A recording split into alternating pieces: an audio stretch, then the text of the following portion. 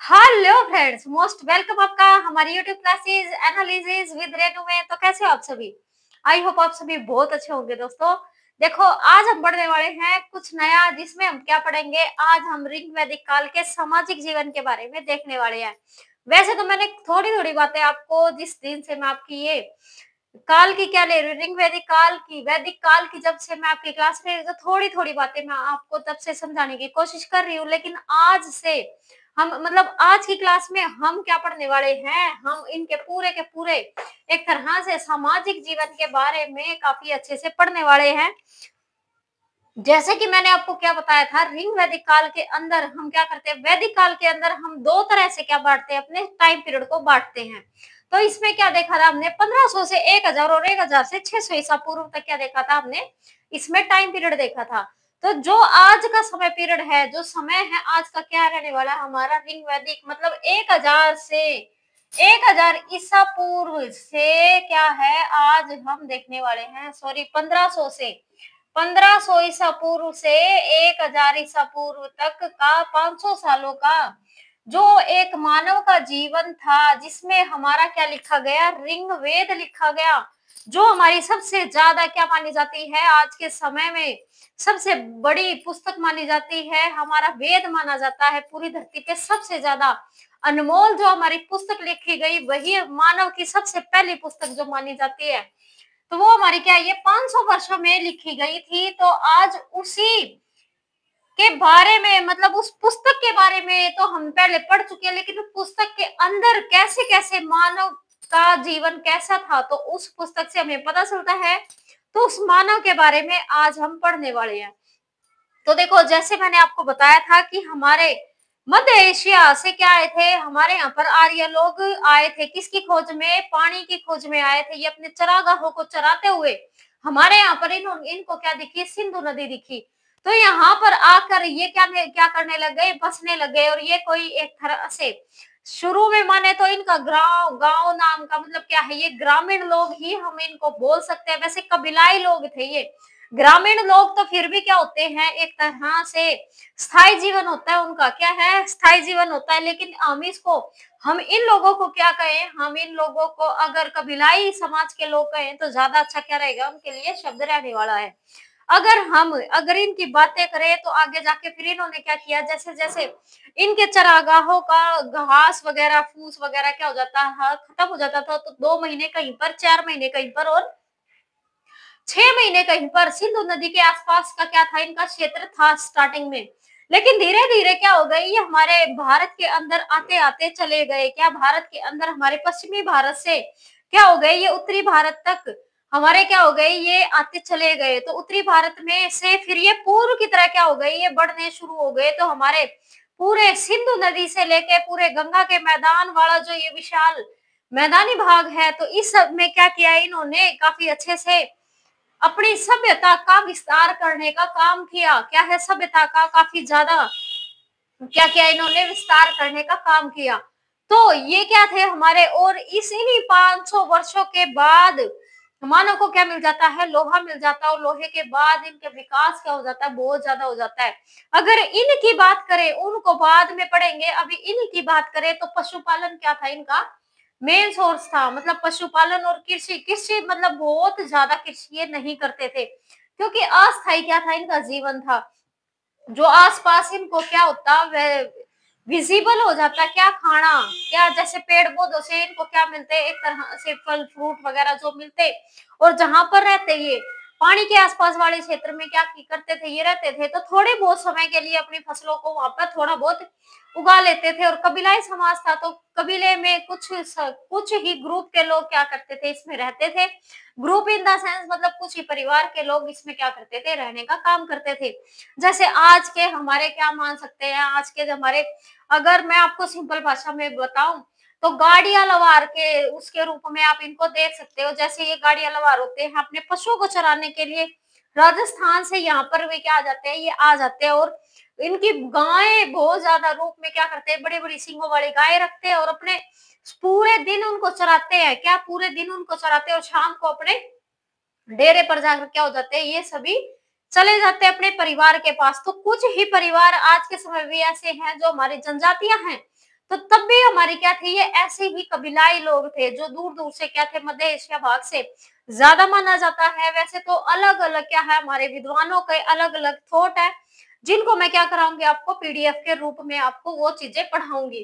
ठीक है, तो अभी हम क्या पढ़ लेते हैं। देखो, वैदिक सभ्यता थी हमारी, क्या थी, ये ग्रामीण सभ्यता के रूप में हम क्या देखते थे, इसको देखते थे। क्या थी हमारी ग्रामीण सभ्यता थी, कबीलाई समाज था हमारा। क्या था, ये कबीलाई समाज था। मेन सोर्स अगर माने तो क्या था इनका, पशुपालन। पशुपालन क्या था इनका मेन सोर्स था, जो जीवन का मुख्य आधार मान सकते हैं हम इसका। क्या जीवन का मुख्य आधार क्या था इनका, पशुपालन था। अगर कृषि और पशुपालन, सबसे पहले कृषि भी नहीं आएगी, अगर ऑप्शन में आएगा तो आपको पशुपालन पहले क्या करना है, ये पहले लगाना है, कृषि बाद में आएगी। कृषि मतलब थी लेकिन कम थी इनकी, क्या थी, कृषि कम थी। अस्थायी जीवन, स्थायी जीवन नहीं थे, मतलब स्थायी जीवन नहीं था। कबीलाई समाज था तो कहीं कहीं पर जहां पर भी इनका चारागाह, मतलब इनके पशुओं का चारा खत्म हो जाता, वहां से दूसरे स्थान पर क्या हो जाते, ये जाकर अपनी गाय वगैरह को क्या करते थे, फिर चराने का काम करते थे। ऐसे भौतिक अवशेष इन यहाँ से हमें कोई भी प्राप्त नहीं हुए। भौतिक अवशेष होते हैं, जैसे हमारे क्यों है, बहुत सारे सामान का ये संग्रह नहीं करते थे। संग्रह करने की प्रवृत्ति तो क्या हो जाती है, जब लोहा मिलता है तो उसके बाद ही मानव के अंदर ज्यादा संग्रह करने की प्रवृत्ति विकसित होती है। भौतिक से इन द सेंस है, मतलब जो आरामदायक चीजें होती है, क्या आरामदायक चीजें हमें इनकी नहीं मिली, क्योंकि ये जहाँ पर रहते थे वहीं पर थोड़ा बहुत अपनी झोपड़ियों को बनवा लेते घास फूस से, और फिर दूसरी जगह पे जाते तो वो तब तक क्या हो जाती, वो मौसम के कारण, बारिश वगैरह के कारण वो इनकी झोपड़ियां नष्ट हो जाती है, और दूसरी जगह पर दूसरा झोपड़ी बनाकर क्या है ये रहते थे। तो इनकी भौतिक कोई भी सामान हमें प्राप्त नहीं हुआ। कृषि का भी क्या है, अपूर्ण विकास हुआ था, मतलब पूर्ण रूप से विकास नहीं हुआ था, क्योंकि स्थायी जीवन ही नहीं था। क्या था, स्थायी जीवन था ही नहीं इनका, तो क्या है, अपूर्ण विकास हुआ था। आरंभिक क्या है, यहाँ आरंभिक आर्य लोगों का निवास स्थान क्या था, जो शुरू में आए थे। क्या बताया मैंने, जो शुरू में जो हमारे क्या है, ये मध्य एशिया से आर्य लोग आए थे, तो ये क्या थे, पूर्वी अफगानिस्तान। तो क्या है, ये पूर्व पूर्व मतलब पूर्व वाला जो अफगानिस्तान वाला क्षेत्र है, वहां से आए थे। फिर हमारे पंजाब तथा बसे कहाँ तक थे, ये पश्चिमी उत्तर प्रदेश तक क्या हो गए, ये बसे थे। क्या, पश्चिमी उत्तर प्रदेश, मतलब पूरा आप लगा सकते हो, सिंधु नदी से लेके और अपनी गंगा के क्या है मैदानी इलाके तक क्या हुए थे, ये काफी अच्छे से ये बसे थे। क्या, काफी अच्छे से बसे थे। अगर इनके प्रमुख रचना की बात करें तो ऋग्वेद क्या है, इनकी प्रमुख रचना है, जो हमारे क्या है ये 500 वर्षों में क्या है, ये एक तरह से ये संग्रहण माना जाता है कि 500 वर्षों का क्या है, ये हमारा संकलन है। अगर इनके क्या है, देखो ये शब्द कुछ हमारे क्या है, ये पेपर में पूछे जाते हैं, तो इसी वजह से मैंने आपकी क्लास के अंदर ये लिखे हैं। सबसे पहला शब्द हमारा सप्त सैंधव प्रदेश, किसको बोला जाता है, ये हमारे पेपर में एज इट इज आपको क्या मिलेंगे, ये देखने को मिलेंगे, सप्त सैंधव प्रदेश। तो सप्त सैंधव शब्द क्या होती है हमारी, सात। शब्द से क्या मतलब है, हमारी सात से मतलब है, शब्द का क्या है हमारा सात। तो सिंधु क्या, हमारी सिंधु, सतलुज, रावी, व्यास, झेलम, चिनाव, क्या हमारी सरस्वती नामक 7 नदियों का क्या है, ये प्रवाह का जो क्षेत्र है, इसको ही हम क्या बोलते हैं, सप्त सैंधव बोलते हैं। क्या बोलते हैं, इसको ही हम सप्त सैंधव प्रदेश बोलते हैं। अगर हम बात करें क्या, आर्यवर्त, आर्यवर्त का नाम क्या है हमारा, क्या मतलब है आर्यवर्त का, तो आर्यवर्त हमारा जो हमारा हिमाचल पर्वत है, हिमाचल जो हिमालय वाले जो जितने भी पर्वत है, और जो हमारा विंध्याचल पर्वत है, विंध्याचल जो हमारे क्या करता है, हमारे भारत को 2 भागों में बांटने का काम करता है, जो एमपी, यूपी, छत्तीसगढ़, यूपी के अंदर कम होके क्या है, ये हमारे मध्य प्रदेश, छत्तीसगढ़, झारखंड वाला जो ये क्षेत्र है, तो इसमें क्या आते हैं, ये वाले पर्वत ज्यादा आते हैं। तो विंध्याचल पर्वत, ये जो बीच वाला मैदान हो जाता है, इसको हम क्या बोल देते हैं, इसको आर्यवर्त बोल देते हैं। क्योंकि आर्य यहाँ पर क्या हुए थे, आकर बसे थे। ऐसे हमारे पूर्वी सागर से लेके पश्चिमी, मतलब पश्चिमी सागर से लेके पूर्वी सागर तक क्या करते हैं, ये बसने का काम करते हैं। तो अरब सागर से और एक तरह से क्या हो जाएगा, ये पश्चिम क्या बंगाल की खाड़ी तक ये क्या होते हैं, ये बसते हैं। तो यही वाला क्या हो जाएगा, हमारा ये क्षेत्र हो जाएगा। लेकिन आपको ऑप्शन में क्या करना है, ये आर्यवर्त, हिमाचल पर्वत और विंध्याचल पर्वत में क्या करना, आपको ऑप्शन में ठीक करना है। नेक्स्ट हमारा आर्यवर्त, ब्रह्मवर्त, सॉरी क्या है ये, ब्रह्मवर्त। ब्रह्मवर्त भी क्या है, पेपर में बहुत बार पूछा गया है। ये सरस्वती और दृशदती नदी के मध्य का क्षेत्र है। क्या आ जाएगा इसमें, सरस्वती नदी, जो आज के टाइम में हमारी एडजस्ट नहीं करती। वैसे नासा ने तो बोला है हमारे हरियाणा के अंदर मुगलावाड़ी, यमुनानगर के अंदर भी इसके कुछ चैनल देखे गए हैं, लेकिन हम ये मानते हैं कि सरस्वती नदी आज नहीं है। तो सरस्वती नदी और दृशदती, दृशदती कौन सी नदी बोली जाती है, हमारी घग्गर नदी, जो हमारे हरियाणा की क्या है, मुख्य नदियों में आती है। क्या मुख्य नदियों में आती है। तो इसके बीच वाला मतलब हरियाणा वाला, आप क्या मान सकते हो, हरियाणा और यूपी वाला जो क्षेत्र है, यही हमारा क्या है, ये ब्रह्मवर्त का कहलाता है। क्या है ये, ब्रह्मवर्त कहलाता है। तो सरस्वती और दृशदती नदी के मध्य का जो क्षेत्र है उसको ही ब्रह्मवर्त बोला जाता है। ऐसी एक शब्द आता है हमारा दो आब, क्या है, दो नदियों के बीच का क्या है, हमारा जो क्षेत्र होता है उसको हम क्या बोलते हैं, दोआब बोलते हैं। और ऐसे ही हमारा शब्द आ जाता है पंजाब, पांच नदियों के बीच का क्या है, जो क्षेत्र है उसको पंजाब बोला जाता है। तो ये शब्द क्या होते हैं, आपके पेपर में कभी भी पूछ लिए जाते हैं। तो आपको ये तीन शब्द क्या करने हैं, याद रखने हैं। सप्त सिंधु तो 7 नदी याद रखनी है आपको। आर्यवर्त तो आपको पर्वतों से क्या करना है, इसको रिलेट करना है। क्या पर्वत, उत्तर में हमारे हिमालय और बीच में हमारे विंध्याचल पर्वत के बीच वाला जो क्षेत्र हो जाएगा हमारे भारत का, उसको हमको क्या बोल देते हैं, हमारा आर्यवर्त बोल देते हैं। ब्रह्मवर्त जो हमारी सरस्वती नदी थी और दृशदती जो हरियाणा की घग्गर नदी क्या है, इसके बीच वाला जो क्षेत्र है उसको हम क्या बोल देते हैं, हमारा ब्रह्मवर्त बोल देते हैं। अगर हम बात करें तो हमारे ऋग्वेद के अंदर हमारा दिया गया है कि जब के समाज में कबीलाई जो समाज था, तो मुख्य जो माने गए थे 5 कबीले क्या थे उस टाइम मेन थे, क्या 5 कबीले उस टाइम में मेन थे, जो क्या करते थे, एक तरह से उनकी कुछ जानकारी हमारे ऋग्वेद के अंदर दी गई है। जैसे अनु एक क्या था, एक हमारा कबीला था। ऐसी द्रुहेवी क्या था, एक कबीला था। ऐसे पुरु, पुरु से ही क्या बना, मिलकर बना हमारा पुरु, और भरत मिलकर क्या बना, हमारा कुरु बना। क्या बना, कुरु बना। तो वही पुरु जिससे कुरु बने हैं।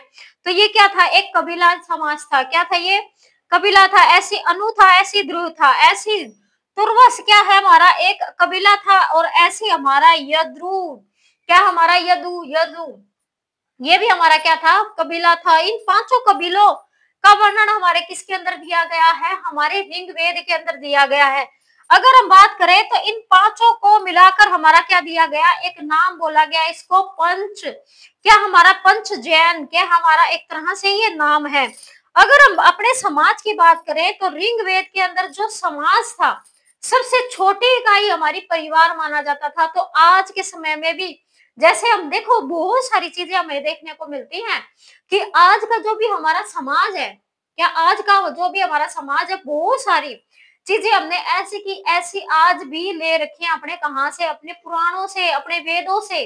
क्या है, हम ऐसी की ऐसी चीजें ले रखी है, क्योंकि आज भी बहुत सारी चीजें हम क्या करते हैं, अगर आप इस चीजों को डीपली पढ़ोगे तो आपको रियलाइज होगा कि आज का सारा समाज हमारा क्या है, ये हमारे वेदों की देन है। क्या है, इसी वजह से हम अपने आप को क्या मानते हैं, आर्य मानते हैं, क्योंकि वो हम उन्हीं की संतान है और उन्हीं की क्या है, हमारी प्रदीप, मतलब क्या है, हमारे संस्कार उन्हीं के हैं। तो ऐसे ऐसे हमारे क्या होते हैं, ये ट्रांसलेट होते चले जाते हैं, और ये संस्कार हमारे क्या है, इसी वजह से आज का समाज भी हमारा ऐसा ही है। ठीक है, तो सबसे छोटी इकाई हमारा क्या था, ये परिवार था। तो सब आज भी हम सबसे छोटी इकाई किसको मानते हैं, अपने परिवार को मानते हैं। क्या एक परिवार को मानते हैं, तो तब भी समाज की सबसे छोटी इकाई क्या था, परिवार था। और परिवारों को मिला के क्या बनता था, गांव बनता था। जैसे आज भी पूरे परिवारों को मिला के क्या बन जाता है, एक गांव बन जाता है। तो तब भी परिवारों को मिला के क्या बनता था, एक ग्राम बनता था। गांव को ग्राम बोल दिया गया इसमें, और गांव को मिलाकर इन्होंने क्या बोल दिया, विश्व बोल दिया। कई गांव को मिलाकर क्या बनता था, एक विश्व बनता था। क्या बनता था, विश्व बनता था। और ऐसे विश्वों को मिलाकर क्या बन जाते थे, हमारे जन बन जाते थे। क्या बन जाते थे, जन। क्या बन जाते थे, हमारे जन बन जाते थे। और ऐसे जनों को मिला के हमारे क्या बन गए, फिर जनपद। क्या बन गए, ये जनपद बन गए, जिसके अंदर बहुत सारे क्या हो जाएंगे, जन हो जाएंगे। जन किससे बने थे? हमारे जन बने थे विश्व से। विश्व किससे बने थे? हमारे विश्व बने थे गांव से। गांव किससे बने थे? परिवारों से। तो सबसे छोटी इकाई हमारी क्या मानी जाएगी? ये परिवार मानी जाएगी। अब फिर जनपद, जन से क्या बन गए? जनपद। जनपद से क्या बन गए? महाजनपद।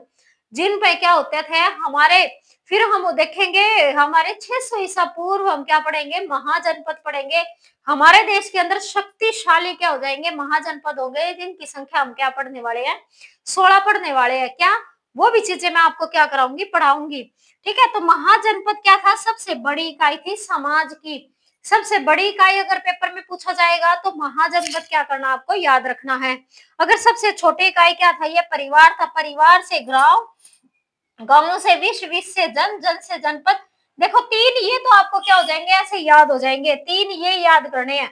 परिवार से गांव भी याद हो जाएगा, बीच में विश्व याद रखना है आपको। क्या जन से पहले क्या हो जाएगा? विश्व याद मतलब क्या है आपको याद रखना है कि गांव से क्या बनेंगे? विश्व बनेंगे, और विश्व से क्या बनेंगे? हमारे जन बनेंगे, और जन से जनपद, और जनपद से हमारे महाजनपद क्या आएंगे? समाज की सबसे बड़ी इकाई अलग से निकल कर आएगी।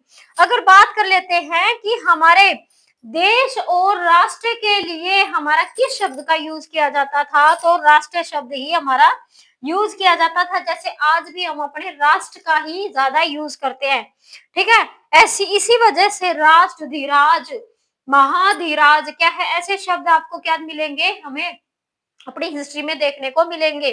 तो राष्ट्र शब्द अपने देश और राज्य के लिए क्या लिए लिखा जाता था? राष्ट्र ही लिखा जाता था। राजा, राजा क्या होता था? देखो जब के टाइम में भूमि तो थी नहीं, इतनी लोगों के पास क्या है? भूमि तो थी नहीं, क्योंकि वो क्या थे? कबीलाई समाज था। जगह जगह घूमकर क्या करते? अपने जीवन को व्यतीत करते थे। तो भूमि नहीं होगी तो क्या करेंगे? वो एक दूसरे के ऊपर, ऐसे नहीं कि वो युद्ध नहीं करते थे, ऐसी बात नहीं, वो लड़ाई झगड़े नहीं करते थे, वो लड़ाई झगड़े करते थे। उनकी मेन संपत्ति क्या थी? उनकी मेन संपत्ति उनके पशु थे। क्या मेन संपत्ति उनकी क्या थी? पशु थे। तो एक दूसरा कबीला क्या करता? दूसरे कबीले की पशुओं को क्या कर लेता था? चुरा लेता था। तो इसी वजह से इनके क्या होते थे? पशुओं के ऊपर ही इनके झगड़े हुआ करते थे। तो झगड़े का कारण क्या था? इनका पशु था। क्या था? पशु था। तो इसी वजह से युद्ध, राजा, राजा अगर एक कबीले का कोई भी राजा बनाया जाता था तो वो क्या करेगा? भूमि का स्वामी ना होकर क्या होगा? वो पशुओं का स्वामी माना जाएगा। क्या माना जाएगा? वो युद्ध का स्वामी माना जाएगा। क्या है कि कोई कबीला हमारे कबीले के क्या ले गया? कोई पशु ले गया, तो उसके साथ युद्ध लड़ने की जो रणनीति बनाएगा, जो क्या करेगा? जो सेना रखेगा, क्या करेगा? जो सेना रखेगा, जो रणनीति बनाएगा, वो कौन बनाएगा? एक राजा बनाएगा, जो उस गांव में क्या होगा? थोड़ा सा बुजुर्ग होगा और ज्यादा ही मतलब क्या है? शरीर से क्या होगा? शक्तिशाली होगा। शरीर से भी क्या होगा? वो शक्तिशाली होगा। दिमाग से भी क्या होगा? वो तेज होगा। तो ऐसे व्यक्ति को क्या बनाया जाता था? कबीले का राजा बनाया जाता था, गांव का राजा बनाया जाता था। ठीक है, तो क्या है? ये युद्धों का स्वामी क्या है? इसको माना जाता था। किसको? राजा को।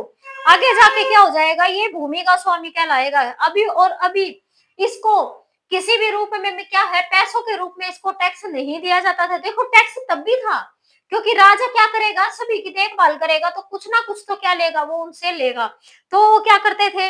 जैसे जिसके घर में क्या है? दो भी चीजें खाने की हो गई, किसी के घर में क्या है? जैसे किसी के घर में पशु का क्या है? गाय दूध दे रही है, तो तभी क्या है? राजा के घर वो क्या पहुंचाए देंगे? दूध पहुंचा देंगे। ऐसे किसी के घर में क्या है? कोई फल फ्रूट आ गया तो फल फ्रूट पहुंचा देंगे। तो ऐसे क्या था? खाद्यान्न के रूप में क्या करते थे? वो अपने राजा की सेवा किया करते थे। क्या? खाद्यान्न के रूप में अपने राजा को टैक्स दिया करते थे। तो ये हमारे क्या था? ये राजा युद्ध का स्वामी क्या है? ये हुआ करता था। और राजा क्या रखता था? सेना भी रखा करता था। क्या? राजा सेना भी रखता था।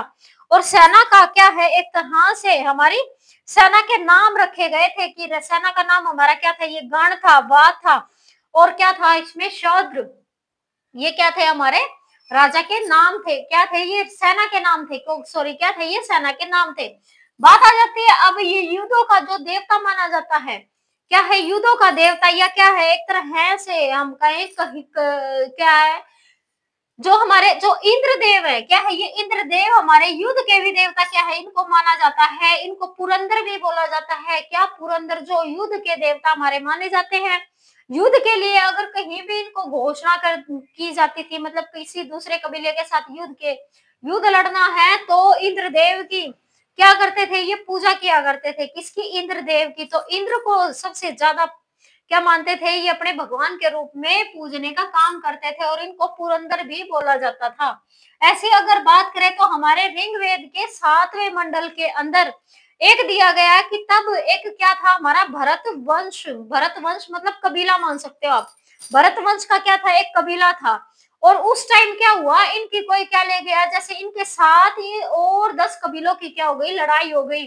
और दूसरे 10 कबीलों की क्या हो गई थी, लड़ाई हो गई। और इस युद्ध को दशानंद, इस युद्ध को क्या बोला गया, दशानंद युद्ध बोला गया। और इस युद्ध के अंदर हमारे जो भरत राजा, जो भरत राजा थे वो क्या हो जाते हैं, यहाँ पर जीत जाते हैं। और 10 जो कबीले थे वो इनके क्या बन जाते हैं, इनके गुलाम बन जाते हैं। तो ये राजा क्या हो जाते हैं, काफी ज्यादा बलशाली हो जाते हैं, जो भरत राजा होते हैं। क्या ये राजा काफी ज्यादा बलशाली हो जाते हैं। तो इसी वजह से ये आगे जाके काफी ज्यादा क्या करेंगे, और इसी वजह से ये मतलब 10 कबीलों के ऊपर क्या करे, ये राज कर रहे हैं आप। तो इनका क्षेत्र क्या है, ज्यादा मतलब क्या हो जाता है, ये विशाल हो जाते हैं। उस टाइम पीरियड में क्या है, ये काफी लोगों के ऊपर भी क्या कर रहे हैं, ये राज कर रहे हैं। तो इन्हीं के नाम से उन सभी कबीलों का नाम रखा गया। क्या वो भरत क्या है, उस सभी कबीलों का नाम इनके भरत के नाम से रखा गया। और वहीं से हमारा नाम निकल के आया, हमारे देश का नाम भारत क्या है, ये वही भरत है जिसने हमारे देश का नाम रखा भारत। तो भरत वंश के राजा सुदास क्या है, ये राजा का नाम क्या था, सुदास था। सुदास 10 राजाओं के साथ इनका युद्ध होता है।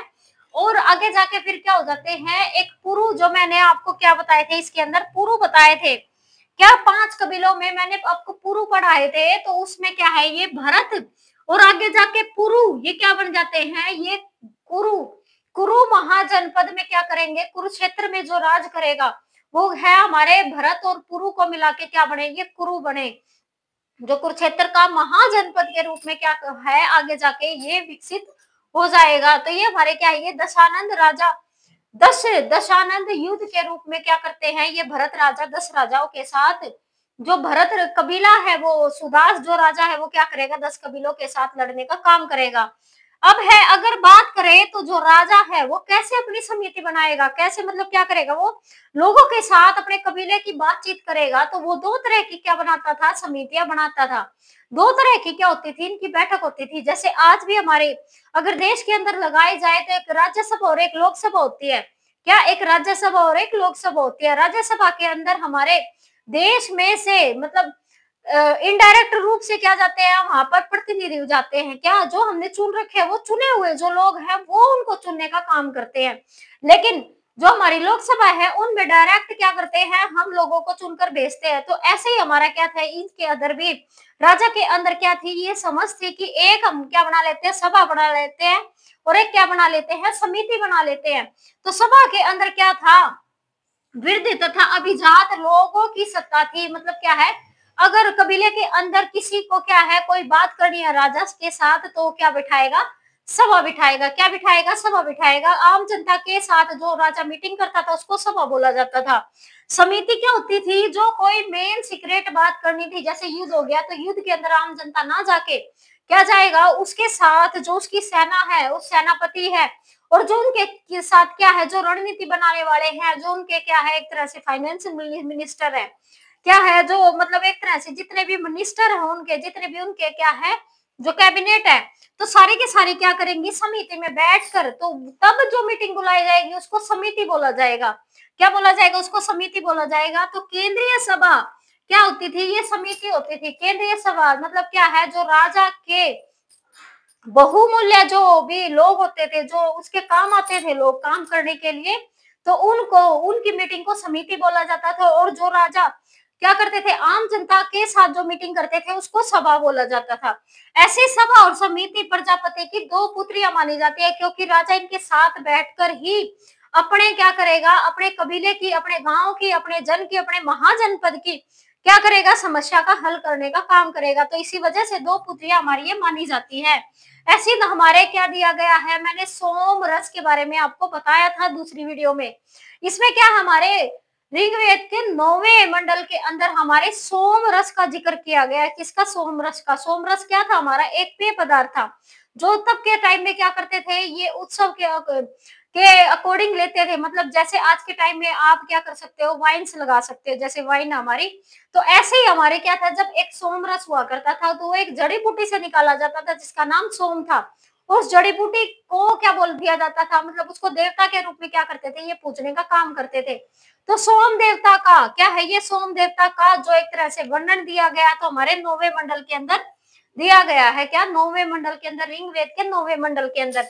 ऐसे 10वें मंडल के अंदर मैंने आपको बताया था हमारे क्या थे, एक परम पुरुष के नाम, मतलब परम पुरुष के बारे में हमारे 10वें मंडल के अंदर बताया गया था, जिसमें क्या था, 4 वर्णों को क्या किया गया है, उसमें व्याख्यान किया गया, मतलब बताया गया है उसके अंदर, जिसमें कि क्या थे, हमारे ब्राह्मण, क्षत्रिय, वैश्य और शूद्र। जो भी हमारे ब्राह्मण माना जाता है, उस परम पुरुष के मुख से क्या निकले थे, हमारे ब्राह्मण निकले थे।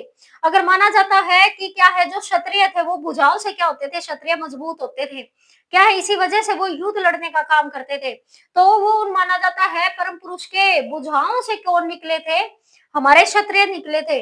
अगर वैश्य की बात करें तो उनकी जांघों से, महापुरुष के जांघों से कौन निकले थे, क्षत्रिय, और पैरों से माना जाता है शूद्र क्या हुए थे, ये निकले थे। पहले तो हमारे 3 ही वर्णों के बारे में दिया गया था ऋग्वेद के अंदर, लेकिन बाद में क्या है, शूद्रों को बाद में जोड़ दिया गया। क्या, शूद्रों को बाद में जोड़ दिया गया। और एक और बात थी, ये हमारी क्या थी, एक तरह से वर्ण जो व्यवस्था थी, एक ही परिवार के लोग जैसा जैसा काम करते थे, जिसका जैसा इंटरेस्ट था, तो वैसे ही क्या है, उसको बोल दिया जाता था। ऐसा नहीं था, जाति के रूप में क्या करते थे, ये यूज नहीं होती थी। अगर एक ही परिवार के अंदर थोड़ा सा बच्चा क्या है, पढ़ने में ठीक है, बच्चा क्या करना करना कर रहा है, पढ़ाई में थोड़ा सा क्या है, वो ठीक है, तो उसको ऋषि मुनि के पास छोड़ दिया जाता था और उसको ब्राह्मण बोल दिया जाता था। ऐसे ही अगर उसका छोटा भाई क्या है, थोड़ा लड़ाई झगड़े में क्या करता है, वो थोड़ा सा इंटरेस्ट लेता है, तो उसको क्षत्रिय बोल दिया जाता था।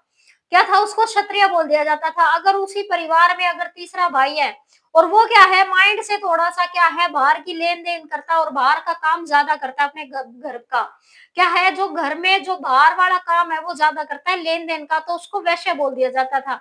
और जो घर के अंदर जो कोई भी इंटरेस्ट लेता है बाहर जाने में, बाहर के समाज में क्या है, जो कम इंटरेस्ट लेगा, तो वो क्या करेगा, वो घर के काम करेगा, क्या करेगा, वो उनका बचा हुआ काम, मतलब कि जो घर का काम करेगा, साफ सफाई का काम करेगा, तो उसको शूद्र बोल दिया जाता था। शाम को आके साथ में क्या करते थे, ये खाना खाते थे। तो हमारी वर्ण व्यवस्था ऐसी नहीं थी जैसे आज के समाज में हमारी ये बना दी गई।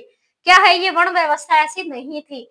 ठीक है, तो ये हमारी क्या थी, ये 9वें मंडल और 10वें मंडल में मैंने आपको बता दिया। अब अमाचु, अमाचु क्या थी, हमारी दीर्घकालीन अविवाहित जो फीमेल होती थी, जो स्त्रियां होती थी, जो लड़कियां होती थी, क्या थी, जो अमाचु बोला जाता था, जो शादी नहीं कराती या जिनकी शादी बहुत ज्यादा लेट होती थी, तो उनको अमाचु बोल दिया जाता था। ऐसी हमारी एक घोषा नाम की क्या थी, एक ऐसी ही हमारी क्या मानी जाती थी, ये घोषा नाम की कोई गर्ल्स थी, जो क्या थी, अमाचू बोली जाती थी। अमाचू एक शब्द था, मतलब अमाचू उनको बोला जाता था जो लड़कियां शादी नहीं कराती थी।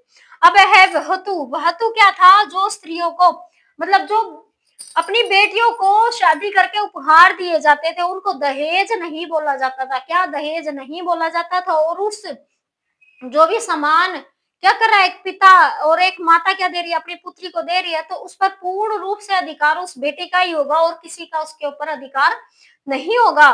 तो उसके लिए आज के समय में क्या है, जैसे क्या, ये हमारा क्या है, ये दहेज है। क्या है, ये दहेज है, लेकिन तब ये दहेज नहीं था और ये क्या था, वहतु। क्या शब्द है इसके लिए, वहतु। अब है लोपा मुद्रा और क्या है, घोषा, सिक्ता, अपाला, विश्व तारा, ये सारी की सारी पढ़ी लिखी, बहुत ज्यादा पढ़ी लिखी क्या थी, ये लेडी थी। क्या, बहुत ज्यादा पढ़ी लिखी, मतलब तब का समाज बहुत ज्यादा खूबसूरत था, जबकि समाज में लड़कियों को, बेटियों को पढ़ने का पूर्ण रूप से अधिकार था। तब के समाज में ये सभा और समिति के भी सदस्य बन सकती थी। ये बात देखो आप, राजा के साथ क्या कर सकती है, जैसे आज भी हमारे क्या है, हमारी सब मतलब केंद्र के अंदर और हमारे राज्यों के अंदर हमारी फीमेल बैठी हुई है। क्या है, हमारी पंचायतों के अंदर भी फीमेल है। तो आज के समाज से ही क्या कर सकते हो आप, इसको मतलब लगा सकते हो। तो इसके बाद का जो समय आएगा, जब लोहा मिल जाएगा, तो उसके बाद क्या है, ये फीमेल को ये सारे अधिकार का क्या कर लिए जाएंगे, इनसे छीन लिए जाएंगे। लेकिन अभी हर एक क्षेत्र के अंदर लेडीज को क्या था, एक तरह से पूर्ण रूप से स्वतंत्रता थी। उनको अपने आप विवाह करने की स्वतंत्रता थी। क्या अपने आप विवाह करने की अपनी इच्छा के साथ क्या है ये विवाह भी कर सकती थी, और अपनी इच्छा से ये क्या कर सकती थी, ये पढ़ सकती थी, और बाहर के काम भी, घर के काम भी क्या है अपनी इच्छा से कर सकती थी। ऐसे गाय को अधन्य क्या है ये माना जाता था। हमारी गाय को आज भी हम क्या मानते हैं, हमारे सनातन धर्म में अधन्य मानते हैं, मतलब ना मारने योग्य है। क्या है, जिसको मारा नहीं जाता, क्या है जिसको पूजा जाता है, क्या जिसको पूजा जाता है। तो आज की हमारे परिवारों के अंदर भी पहली जो रोटी बनती है हमारे घरों में, वो किसकी होती है, गाय की होती है। तो ये हमारा क्या है, ये यहीं से क्या है हमारी संस्कृति तभी से ही क्या है ये चलती हुई आ रही है। और समय पीरियड देख सकते हो आप 1500 ईसा पूर्व, और क्या है ये सनातन धर्म है जो हमारा चेंज नहीं हुआ। आई होप आप ऐसे ही क्या करोगे, अपने सनातन धर्म को बढ़ाने का काम करोगे। देखो, धर्म कोई भी क्या है बुरा नहीं होता, लेकिन मेरी ये मानना है कि कोई भी धर्म बुरा नहीं है, और किसी भी धर्म के अंदर किसी की भी क्या हुई है, एक तरह से पैदाइश हुई है, तो उसको बढ़ाने का, उसको क्या करने का, उसको एक तरह से पीढ़ी दर पीढ़ी उस संस्कारों को देने का काम हमारा क्या है ये होना चाहिए। ठीक है, तो हम सनातन धर्म से है, तो इसी वजह से मेरा मानना है कि मैं अपने सनातन धर्म को थोड़ा सा बढ़ाने का, प्रचार करने का काम करूं। तो आई होप आपको वीडियो अच्छी लगी होगी। तो मिलते हैं नेक्स्ट क्लास में। वीडियो को आपको ज्यादा से ज्यादा क्या करना है, लाइक शेयर और सब्सक्राइब करना है। तो मिलते हैं नेक्स्ट क्लास में, तब तक के लिए goodbye, thank you, take care. और के क्लास के बारे में आपको जरूर बताना है कमेंट बॉक्स में, क्लास आपको समझ आई या नहीं आई। ठीक है, ओके बाय।